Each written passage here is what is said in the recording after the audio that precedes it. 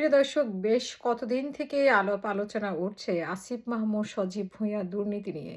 তিনি যখন ক্ষমতায় ছিলেন সে তখন থেকেই, এবং একবার তো আমরা দেখেছি যে হাঁস খাওয়া নিয়ে যে কাণ্ড হয়েছে সেখানেও আমরা দেখেছি যে আসিফ মাহমুদ সেই হাঁসের বর্ণনা দিয়ে কিভাবে সেইটা ধাপাচাপা দিয়েছেন, এবং শেষ পর্যন্ত এটা নিয়ে আর কোনো কিছুই আমরা শুনলাম না। সেই হাঁস খাওয়ার কাহিনী নিয়ে আমরা শুনলাম যে উনি হাঁস খেতে যান নীলা মার্কেটে, কিন্তু হাঁসের পেছনে গল্পগুলা, হাঁসের পেছনের নেপথ্যের গল্পগুলা, টাকা মারার গল্পগুলা, টাকা চুরি করার, টাকা ডাকাতি করার গল্পগুলা কিন্তু আমরা জানতে পারিনি। এখন আপনারা হয়তো অনেকে অনেক সময় বলেন যে আপনি একজন সাংবাদিক হয়ে কেন এগুলো বলেন? তো আমি একজন সাংবাদিক হয়েই তো বলব। আমার কাজ কি? আমার কাজ হচ্ছে যে এগুলো অসঙ্গতিগুলো তুলে ধরা। ঠিক আছে? আমাদের জনগণকে যেরকম বোকা বানিয়ে যেভাবে কথা বলবে, আমরা তো আর সেভাবে কথা শুনতে অভ্যস্ত না। আমরা সরকারকে প্রশ্ন করতে শিখেছি, সরকারকে আমরা প্রশ্ন করেছি অতীতে, এবং মানে যে সরকারই যখন থাকুক না কেন, সেই সরকারকে আমরা প্রশ্ন করি।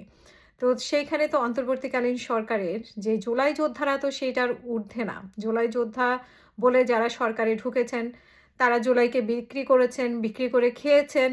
খেয়ে নিজেদের মানে আখের গুছিয়েছেন, টাকা বানিয়েছেন, এবং জুলাইতে যারা প্রকৃত যোদ্ধা, যাদের সন্তান হারিয়েছে, যাদের হাত হারিয়েছে, পা হারিয়েছে, তাদেরকে এরা মানে কোনোভাবেই এরা তাদের সাথে কোনোভাবেই যোগাযোগ করেনি, এবং তাদেরকে কি পরিমাণ যে অবহেলা করেছে সেই তথ্যগুলোও তো আমাদের কাছে আছে। শুধুমাত্র শুধু যে তাদেরকে অবহেলা করেছে তা না। পুরো জুলাইকে বিক্রি করে তারা খেয়েছে। খেয়ে এখন তারা জনগণের সামনে ভালো সাজার জন্য তারা যে কথাগুলো বলছে আপনাদেরকে শোনাই। যে উনি বিশেষ করে ওনার ব্যাপারে, এবং মাহফুজ আলম বা আরও একজন যে ছিলেন নাহিদ ইসলাম, সবাই বলে তার টাকা খেয়ে নাকি পেট মোটা হয়েছে। যাই হোক, আমি পেটের দিকে যাচ্ছি না। টাকা খেলে পেট মোটা হয় না। মানে বাট টাকা খেলে মানে টাকার গরমটা বাড়ে আরকি। তো তখন হয়তোবা মানে শরীরেরও ইয়ে হয়। যার জন্য হয়তো মানে শরীরও একটু বাড়ে আরকি। জানি না আমি ঠিক এগুলো ক্যালকুলেশন, কিন্তু মনে হয়। সো টাকা বানিয়েছেন, জুলাই বিক্রি করেছেন ৩ জনেই। এটা কোনোভাবেই মানে এটা অস্বীকার যদি করেন ওনারা জনগণের কাছে, জনগণকে বোকা বানিয়ে অস্বীকার করতেই পারেন, অস্বীকার করেই যান। কিন্তু অস্বীকার করলেও জনগণ তো আর বোকা না, আমরা তো আর বোকা না, আমরা তো সবই বুঝি। ওনারা নিজেরাও জানে যে আমরা বুঝি। ওনারা কিভাবে খেয়েছেন, কি করেছেন না করেছেন। আরেকজনের সত্যবাণী শোনেন। সকলের ব্যাংক হিসাব জনগণের জন্য উন্মুক্ত করে দেওয়া প্রয়োজন, যাতে করে এই বিষয়গুলো নিয়ে কেউ কোনো ধরনের বিভ্রান্তি তৈরি করতে না পারে। আমি গতকালকে যদিও বলেছিলাম যে আমি আমার ব্যাংক অ্যাকাউন্টের স্টেটমেন্ট পাবলিশ করব, কিন্তু পরবর্তীতে ভাবলাম যে আমার পরিবারের সকলের ব্যাংক অ্যাকাউন্টের হিসাব সহ উন্মুক্ত করি, যাতে এই বিষয়গুলো নিয়ে আর কোনো প্রশ্ন অবশিষ্ট না থাকে। আমি একটু আমার ফ্যামিলির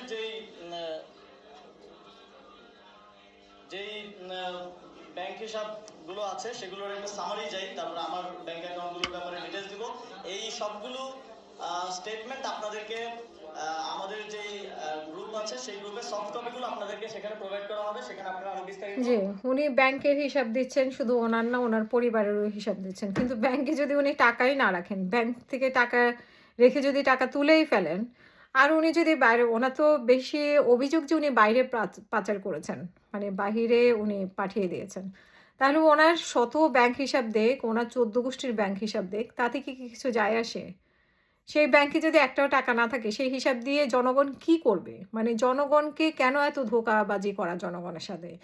এই যে অল্প বয়সে এরা যে এইভাবে ধোঁকাবাজি করছে, তাহলে যারা পুরাতন রাজনীতিবিদ তারা কি করবে?